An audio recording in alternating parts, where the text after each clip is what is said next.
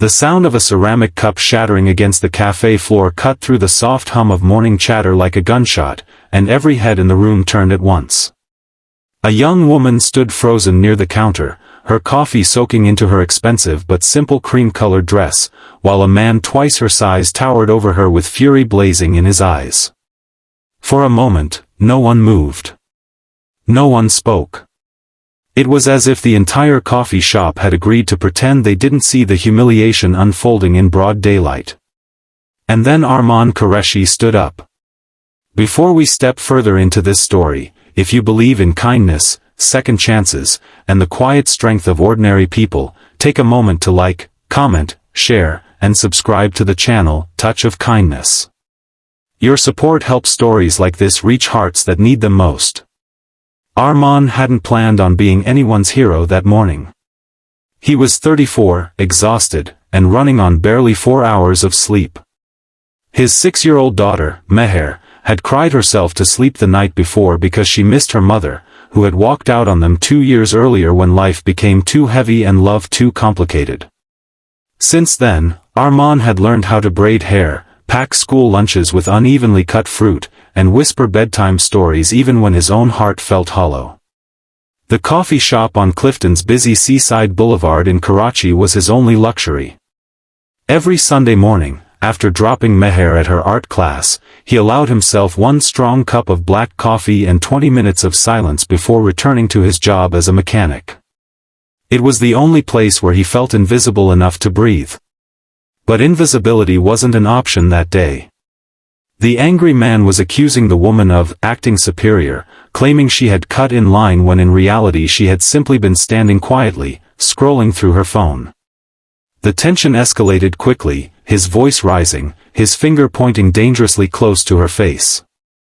The woman tried to apologize even though she had done nothing wrong, her composure cracking as whispers spread across the room. Armaan didn't think, he simply moved. He stepped between them, his worn leather jacket creasing as he positioned himself firmly. His voice was calm but unshakable as he told the man to lower his tone and step back. The man scoffed, surprised that someone who looked as ordinary as Armaan would dare intervene. But there was something in Armaan's eyes, a steady, unflinching protectiveness, that made the aggressor hesitate. Armaan wasn't built like a fighter, but he carried the weight of fatherhood in his posture. He knew what fear looked like in a woman's eyes. He had seen it in his own daughter when thunderstorms rattled their small apartment windows. He refused to let another human being feel small if he could help it. The manager eventually stepped in, asking the furious customer to leave. The man stormed out, muttering insults under his breath.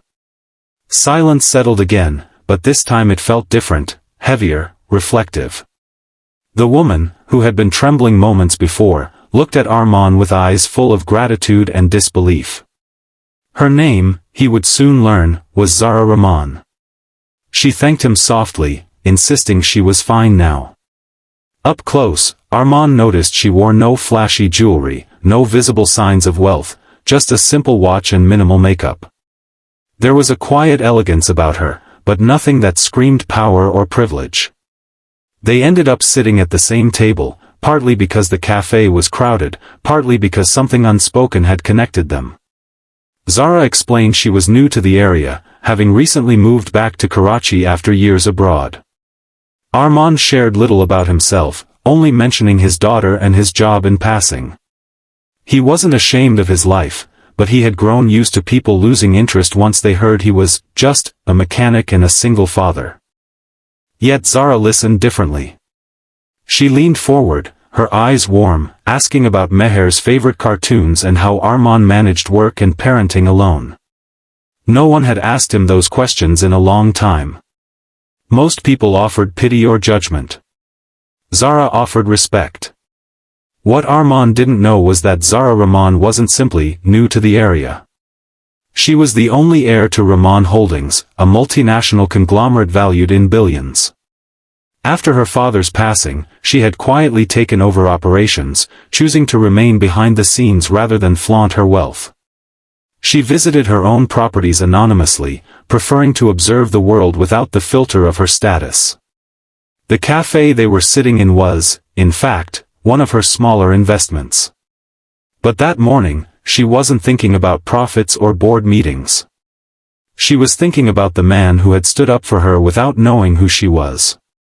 Over the next few weeks, their paths crossed repeatedly. Sometimes it felt coincidental, sometimes it felt intentional. Armaan began adjusting his Sunday coffee time, hoping to see her again. Zara started visiting more frequently, claiming she liked the sunlight that streamed through the tall glass windows during mid-morning. Their conversations deepened. Armaan shared stories of Meher's first school play, how she had forgotten her lines and burst into tears until he clapped loudly from the front row to encourage her. Zara confessed how lonely leadership could feel, how people treated her carefully once they learned her surname. She never told him the full truth, not yet.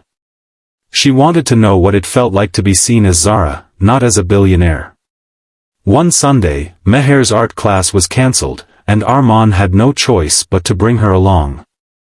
He hesitated at the cafe entrance, worried about how Zara might react to the chaos of a child with paint-stained fingers and endless questions. But Zara's face lit up when she saw Meher. Within minutes, she was kneeling beside her, admiring her drawings and laughing at her exaggerated stories. That was the moment something shifted inside Armaan. Watching Zara with his daughter stirred a fragile hope he had buried long ago. He had convinced himself that love was a chapter closed for him, that his duty was solely to provide and protect. But here was someone who didn't flinch at his reality. Someone who embraced it. The truth revealed itself unexpectedly. A week later, Armaan arrived at the cafe to find it temporarily closed for a private meeting. Confused, he was about to leave when he noticed Zara inside, seated at a large table surrounded by sharply dressed executives. A presentation screen displayed the Rahman Holdings logo in bold letters. Armaan froze as realization dawned. One of the executives addressed her as Ms. Rahman with visible deference.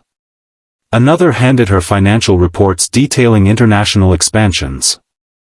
The casual, warm woman he knew was suddenly commanding a room of powerful individuals with authority and intelligence. Zara looked up and saw him through the glass door. For a split second, vulnerability crossed her face. She excused herself and stepped outside. The explanation poured out of her in the bright midday sun. She told him everything, about her father's empire, about inheriting responsibility at 28, about choosing anonymity because she craved authenticity. She admitted she hadn't told him sooner because she feared he would treat her differently. Armaan felt a storm of emotions, shock, insecurity, disbelief. He looked down at his grease-stained hands and then back at her polished composure. The gap between their worlds suddenly felt enormous. He withdrew after that day. He stopped going to the cafe.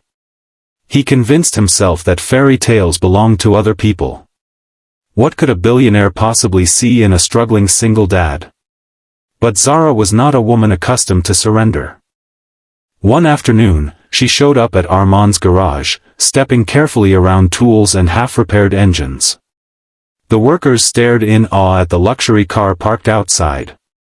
Zara ignored the whispers and walked straight to him. She didn't come to impress him with wealth. She came with honesty. She told him that money had never protected her from loneliness. That boardrooms were colder than broken apartments. That when he stood up for her, he hadn't seen a billionaire, he had seen a human being who needed help. And that was the man she wanted in her life. Armaan confessed his fears, of not being enough, of being judged, of Meher growing up feeling out of place in a world of privilege. Zara listened to every word. She promised that if they built something together, it would be rooted in humility and love, not status. The turning point came through Meher.